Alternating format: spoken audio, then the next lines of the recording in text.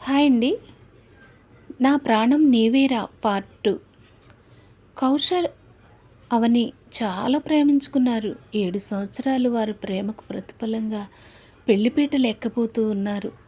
చక్కగా అర్థం చేసుకుని ఒకరినొకరు 2 కుటుంబాల వారిని ఒప్పించుకొని చక్కగా వివాహానికి తయారయ్యి వివాహం అంగరంగ వైభవంగా జరుగుతున్న సమయంలో మరి రిషి అనేటటువంటి వ్యక్తి ఎంటర్ అయ్యి అవనిని తీసుకువెళ్ళిపోవడం జరిగింది. అసలు ఈ రిషి ఎవరు? అవనికి రిషికి సంబంధం ఏమిటి? అసలు ఎక్కడి నుంచి వచ్చాడు ఈ రిషి? తాళి కట్టే సమయం వరకు కూడా రిషి ఎవరో తెలీదు, కనిపించలేదు. జీలకర్ర బెల్లం చక్కగా పెట్టించారు. తాళి కట్టే ముందు మరి బలవంతంగా తాళి లాక్కుని అవని మెళ్ళో కట్టి లాక్కుని వెళ్ళిపోయాడు. అయితే ఇక్కడ కట్ చేస్తే అక్కడ అవనిని చాలా ఇబ్బందులు పెడుతూ ఒక గదిలో బంధించి పని మనిషి కంటే హీనంగా చూస్తూ ఆకలేస్తుంది అన్నా సరే చిరాకు పడుతూ ఏదో ఒకసారి రోజుకి కొద్దిగా అన్నం పెట్టి మరి ఇంకా చాలా విషయాల్లో బాధిస్తూ ఉన్నాడు రిషి. రోజు అడుగుతుంది, దేవుడా, నాకు తెలుసు కానీ తెలియక కానీ ఏ తప్పు చేయలేదయ్యా నేను. కానీ ఈ రిషి ఏమో నేను తప్పు చేశాను అంటున్నాడు. ఆ తప్పేంటో నాకు తెలియచేయమని దండం పెట్టుకుంటూ ఏడుస్తూ ఉంటుంది. ఒకరోజు పెళ్లి రోజు అనగా రేపనగా తల్లి ఏడుస్తుంది ఒక చోట కూర్చుని.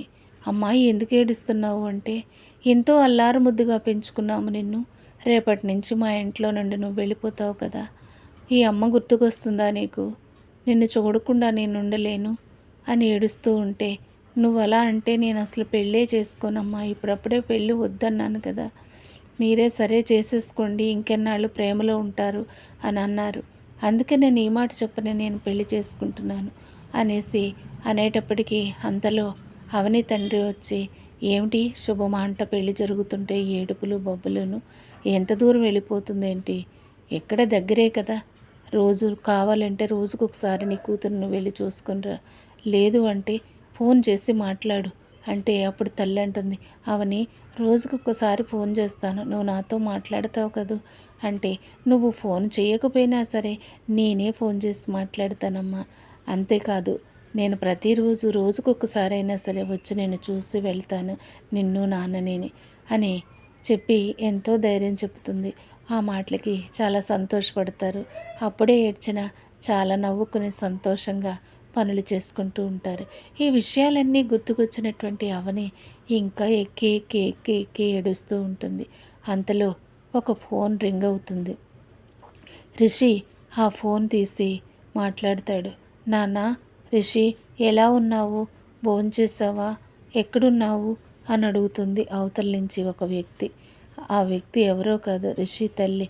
మమ్మీ, నేను బాగానే ఉన్నాను, నువ్వు బాగున్నావా, నువ్వు మంచిగా తిని టైంకి ట్యాబ్లెట్లు వేసుకో అని ఆ ఫోన్లో మాట్లాడతాడు. అంతలో ఫోన్ తీసుకుని మరి రిషి తండ్రి, నాన్న ఎక్కడున్నావు అంటే, డాడీ నేను నానమ్మ వాళ్ళ ఇంట్లో ఉన్నాను, నానమ్మ వాళ్ళు తీర్థయాత్ర వెళ్ళారు కదా అక్కడ ఉన్నానంటే, నువ్వు అక్కడవే ఉన్నావా, నువ్వు జరిగిన విషయాన్ని పదే పదే తలంచుకుని ఏడుస్తూ బెంగ పెట్టుకుంటూ నీ ఆరోగ్యాన్ని పాడు చేసుకుంటున్నావా, మేము కూడా నీతో రమ్మంటావా, మనందరం కలిసి అక్కడ ఉందారి అంటే, లేదు డాడీ, మీరు కూడా వచ్చేస్తే నేను కూడా లేకుండా ఉంటే ఆఫీస్ పనులన్నీ ఎవరు చూసుకుంటారు, వద్దు డాడీ, నేను మంచిగానే ఉన్నాను, నా ఆరోగ్యం బాగానే ఉంది, నేనేమి బెంగగా లేను అని ఇలా మాట్లాడతాడు. అంతలో మళ్ళీ మా రిషి వాళ్ళ మమ్మీ లాక్కుని, నాన్న పోనీలే, నాన్న డ్యూటీలు చేసుకుంటారు, ఆఫీస్ పనులవి చూసుకుంటారు, నేను వస్తాను రిషి అని అడుగుతుంది.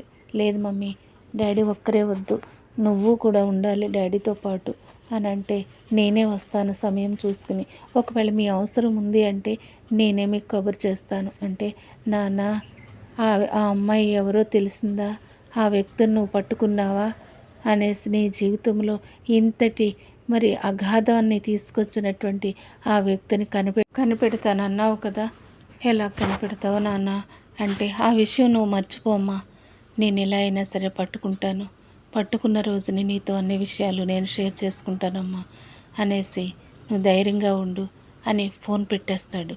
అయితే అవని గోడ చాటు నుండి ఈ విషయాలన్నీ వింటుంది. ఏంటి ఇందాక రిషి ఏమో ఏదేదో మాట్లాడాడు. ఇప్పుడు వాళ్ళ అమ్మా నాన్న ఏమో నీ జీవితంలో ఇంత చీకటిని అగాధాన్ని తీసుకొచ్చినటువంటి ఆ అమ్మాయి ఎవరో కనిపెట్టావా అని అడుగుతుంది.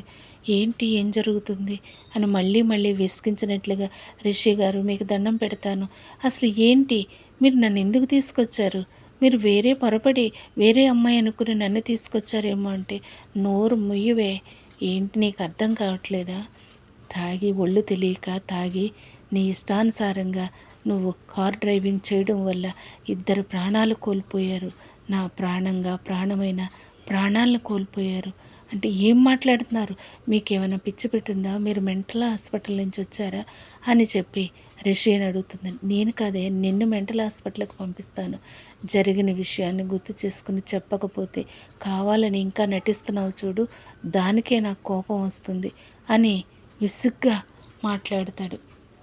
లేదు భగవంతుడా, ఏంటి, నాకు అసలు ఎంత తల కొట్టుకున్నా కూడా ఏ విషయమో కూడా నాకు గుర్తుకు రావట్లేదు అని చెప్పేసి ఏడుస్తూ గొళ్ళని ఏడుస్తూ బాధపడుతూ ఉంటుంది. అప్పుడు మళ్ళీ వెంటనే కళ్ళెరు చేసి, ఎవరు సచ్చారే ఏడుస్తున్నావు, ఎందుకు ఏడుస్తున్నావే అంటే, లేదు మీరు మాట్లాడేటటువంటి మాటలు నాకు ఏమీ అర్థం కావట్లేదు రిషి గారు, మీకు చేతులెత్తి దండం పెడతాను, లేదు అంటే నన్ను పోలీసులకు అప్పచెప్పండి, వాళ్ళే ఏంటో నిజ నిజాలు తేల్చుకుంటారు అని చెప్పి అని అంటుంది. నిన్ను ఎప్పుడు అప్పచెప్పాలో నాకు తెలుసు, సాక్ష్యాలు లేవు అని నువ్వు హ్యాపీగా ఉన్నావేమో, నా దగ్గర అన్ని సాక్ష్యాలు ఉన్నాయి అని చెప్పేసి ఏడుస్తూ గొల్లెన అంటూ ఉంటే అప్పుడు తను బయటికి వెళ్ళిపోతాడు. వెళ్ళిపోయి మరలా తన మనస్సు గద్దించి, ఏంటి ఈ అమ్మాయికి నిజంగానే గుర్తుకు రావట్లేదా తను ఏం చేసిందో అని అప్పుడు మళ్ళీ వెంటనే వచ్చి అప్పుడు అంటాడు, అసలు నువ్వేం చేసావో కూడా నీకు తెలియదా అంటే, నాకు తెలియదండి, అస్సలు నాకు తెలియదు, నేను అలాంటి అమ్మాయిని కాదు, ఇప్పుడు బయట తిరగలేదు, నేను బయట ఎప్పుడు కూడా పబ్బులకి వెళ్ళలేదు, క్లబ్బులకి వెళ్ళలేదు, అలాంటివి ఏమీ నాకు తెలియదు, మీరు తాగుడు అంటున్నారు, డ్రైవింగ్ అంటున్నారు, ఏదేదో మాట్లాడుతున్నారు రిషి గారు, ఒకసారి చేతులెత్తి దండం పెడతాను, అసలు ఏం జరిగింది, నేను చక్కగా పెళ్లి చేసుకుని అత్తవారింటికి వెళ్ళవలసిన నేను నా జీవితాన్ని ఇలా అర్ధమంతరంగా నా జీవితాన్ని నాశనం చేశారు, బయటికి తీసుకొచ్చేసారు తాళి కట్టి అని చెప్పి ఏడుస్తుంది. నీకు నిజంగా గుర్తుకు రావట్లేదు అని ఏడుస్తున్నావు, ఎందుకో నా మనసులో ఏదో చంకేస్తుంది, అయితే నేను చెప్తున్నాను విను, నేను నా భార్య నా బిడ్డ ఎంతో అమితంగా ఒకరినొకరు ప్రాణంగా ప్రేమించుకునే చిన్న కుటుంబము, ఆ రెండు ప్రాణాలు అంటే నాకు ఎంతో ఇష్టము, నా భార్య నేను 11 సంవత్సరాలు ప్రేమించుకుని వివాహం చేసుకున్నాము, మా ఇద్దరి ప్రేమకు గుర్తుగా ఒక బేబీ గర్ల్ పుట్టింది, బిడ్డ అంటే మాకు ఎంతో ప్రాణంగా పెంచుకుంటూ సరదాగా చూసుకుంటూ ఉండేవాళ్ళము, డ్యూటీ నుంచి ఎప్పుడెప్పుడు ఇంటికి వెళతానా అని చెప్పేసి ఎంతో ఆశగా ఎదురు చూసి ఇంటికి వెళ్ళి తనతో ఆడుకునేవాడిని, నా భార్య కూడా ఎంతో ప్రాణం, అయితే ఒకరోజు నా భార్య నేను నా బిడ్డ కలిసి కారులో మేము బయలుదేరి వస్తూ ఉన్నాము, అప్పటికి నా భార్యకి సంవత్సరం అయింది, నా బేబీ బర్త్డే చేయాలని అన్నీ షాపింగ్ చేసుకుని చాలా గ్రాండ్గా అరేంజ్మెంట్స్ చేసుకుంటూ ఉన్నాము, అయితే ఇంకా కొన్ని వస్తువులు కొనవలసి వస్తే పదండి బేబీని తీసుకుని వెళ్ళి అని ఎంతో సంతోషంగా కారులో బయలుదేరాము, అయితే మాకు కొంత దూరం వచ్చిన తర్వాత ఎదురుగా వస్తున్నటువంటి ఆ కారు ఢీ కొట్టడం వల్ల నా భార్య నా బిడ్డ కూడా వెంటనే అక్కడికక్కడే చనిపోయారు, నేనొక్కడనే ప్రాణాలతో మిగిలాను, ఆ చంపిన రాక్షసి ఎవ్వరూ కాదే, నువ్వేనే, నువ్వు వాడు ఆ కౌశిక్ అన్నవాడు చంపారు కాబట్టి వాడి జీవితంలోనూ అమితంగా ప్రేమించే నిన్ను లాక్కొస్తే వాడికి ఆ నరకం ఏంటనేది నీకు తెలుస్తుంది అని చెప్పి నేను తీసుకువచ్చాను, నీకు తెలీదా, నువ్వు వాడితో పాటు వాడి స్నేహితులు కూడా ఉన్నారు ఆ రోజుని అంటే అప్పుడు తల కొట్టుకుంటుంది, అయ్యో కారు డివైడర్ని ఢీ కొట్టింది అన్నారు తప్ప నేను కారులోంచి పడిపోగానే స్పృహ కోల్పోయాను, అక్కడ ఏం జరిగింది కూడా నాకు తెలియదండి, నేను అసలు కావాలని కానీ చేయలేదు, ఆ రోజు కౌశిక్ తన ఫ్రెండ్ బర్త్డే అని మా ఇంటికి వచ్చి మరి మా పేరెంట్స్ని పర్మిషన్ అడిగి తీసుకువెళ్ళాడు వచ్చేస్తున్నాము, అయితే అక్కడ మందు తాగలేదు, ఎవరు కూడా మందు తాగలేదు, డ్రింక్ చేసి డ్రైవ్ చేయలేదు, కారు డివైడర్ ఢీ కొట్టింది అని అన్నారు అంతే, ఆ వెంటనే ఆ దెబ్బతో నాకు వెంటనే తల తిరిగిపోయి పడిపోయాను, అక్కడ ఏం జరగలేదు, ఏ నష్టము కలగలేదు అని చెప్పారు.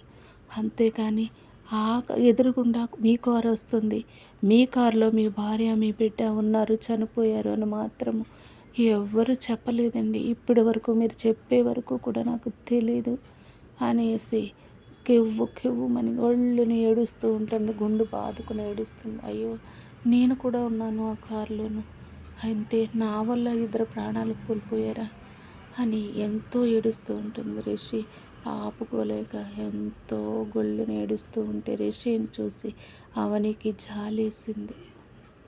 కానీ ఏమీ చేయలేని పరిస్థితి. దానికి శిక్షగా మీరు నన్ను ఏం చేయమన్నా చేస్తాను, కానీ ఆ 2 ప్రాణాలని తిరిగి తీసుకురాలేం కదా. నా తప్పు ఏమీ లేదండి. నేను కేవలం నిమిత్త మాత్రాలుగా కారులో కూర్చున్నానంతే. డ్రైవ్ చేసింది కౌశిక్ కాదు, కౌశిక్ ఫ్రెండ్ డ్రైవ్ చేశాడు. కౌశిక్ పడిపోయాడు, నేను కూడా పడిపోయాను. అయితే వేరే కార్ని ఢీకొట్టాము. వేరే కారులో ఇంత ప్రమాదం జరిగిందని ఇప్పటి వరకు కూడా నాకు తెలియదు.